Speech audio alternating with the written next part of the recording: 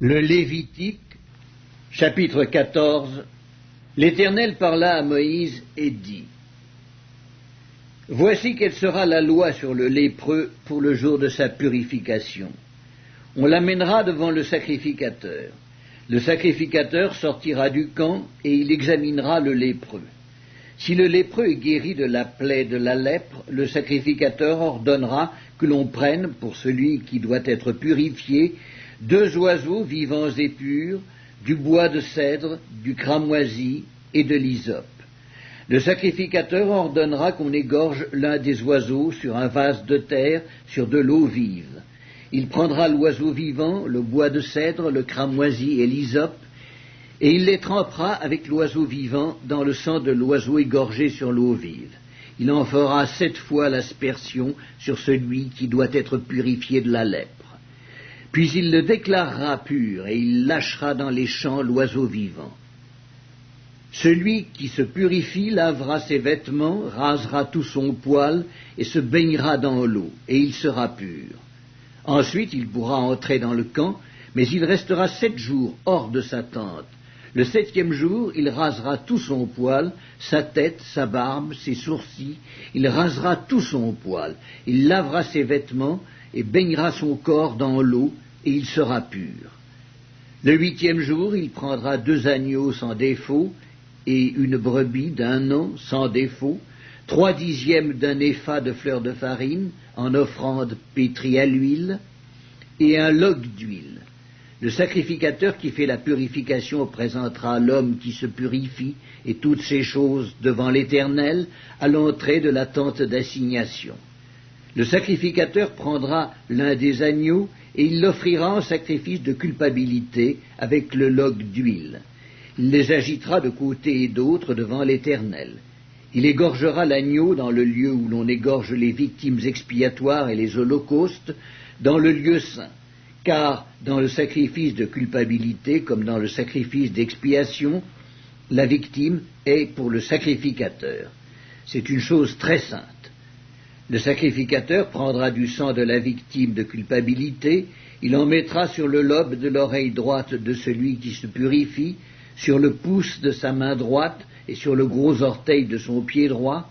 Le sacrificateur prendra du log d'huile et il en versera dans le creux de sa main gauche. Le sacrificateur trempera le doigt de sa main droite dans l'huile qui est dans le creux de sa main gauche, et il fera avec le doigt 7 fois l'aspersion de l'huile devant l'Éternel. Le sacrificateur mettra de l'huile qui lui reste dans la main sur le lobe de l'oreille droite de celui qui se purifie, sur le pouce de sa main droite et sur le gros orteil de son pied droit, par-dessus le sang de la victime de culpabilité. Le sacrificateur mettra ce qui lui reste d'huile dans la main sur la tête de celui qui se purifie. Et le sacrificateur fera pour lui l'expiation devant l'Éternel. Puis le sacrificateur offrira le sacrifice d'expiation. Et il fera l'expiation pour celui qui se purifie de sa souillure. Ensuite, il égorgera l'holocauste. Le sacrificateur offrira sur l'autel l'holocauste et l'offrande.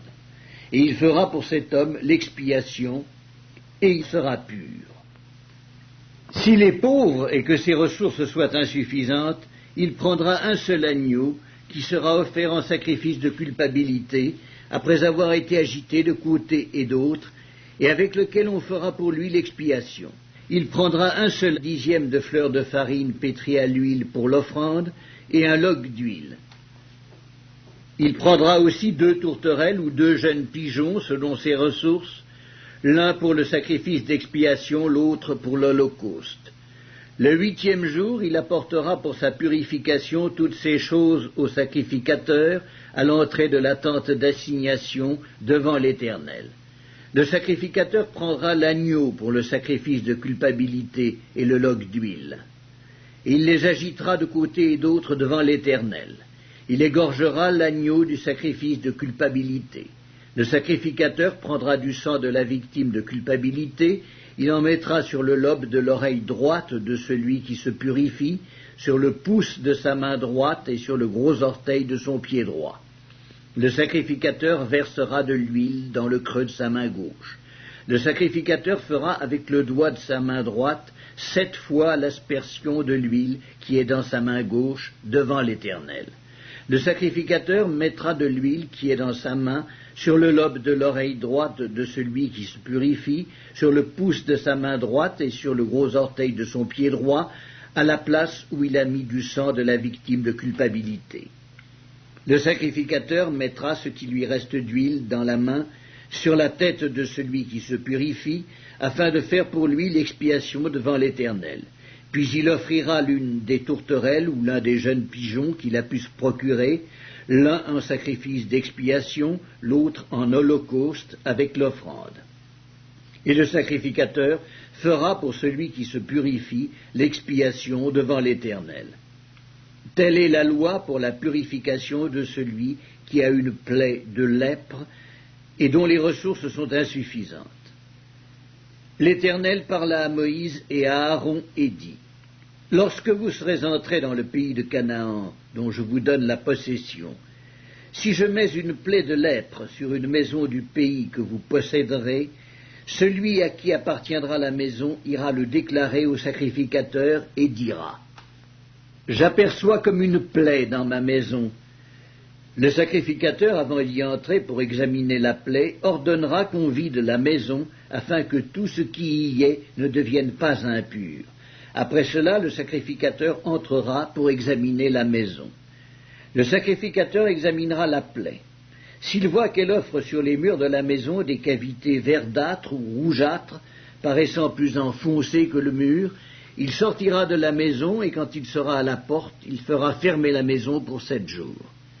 Le sacrificateur y retournera le 7e jour.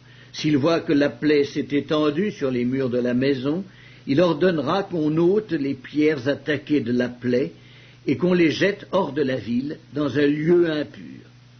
Il fera racler tout l'intérieur de la maison, et l'on jettera hors de la ville, dans un lieu impur, la poussière qu'on aura raclée. On prendra d'autres pierres que l'on mettra à la place des premières, et l'on prendra d'autres mortiers pour recrépir la maison. Si la plaie revient et fait éruption dans la maison, après qu'on a ôté les pierres, raclé et recrépi la maison, le sacrificateur y retournera. S'il voit que la plaie s'est étendue dans la maison, c'est une lèpre invétérée dans la maison, elle est impure.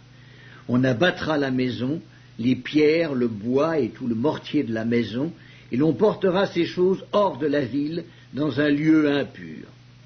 Celui qui sera entré dans la maison pendant tout le temps qu'elle était fermée sera impur jusqu'au soir.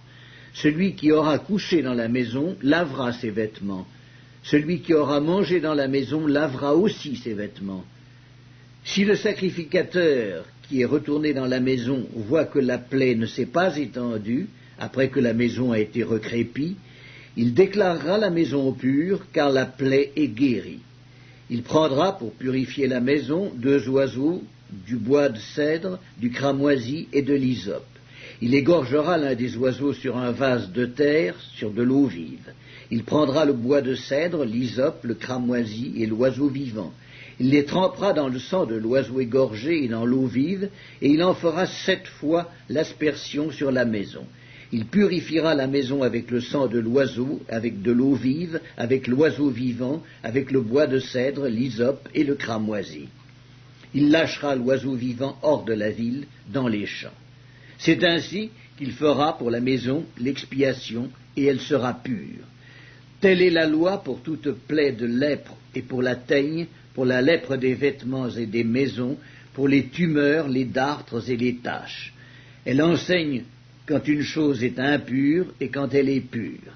Telle est la loi sur la lèpre.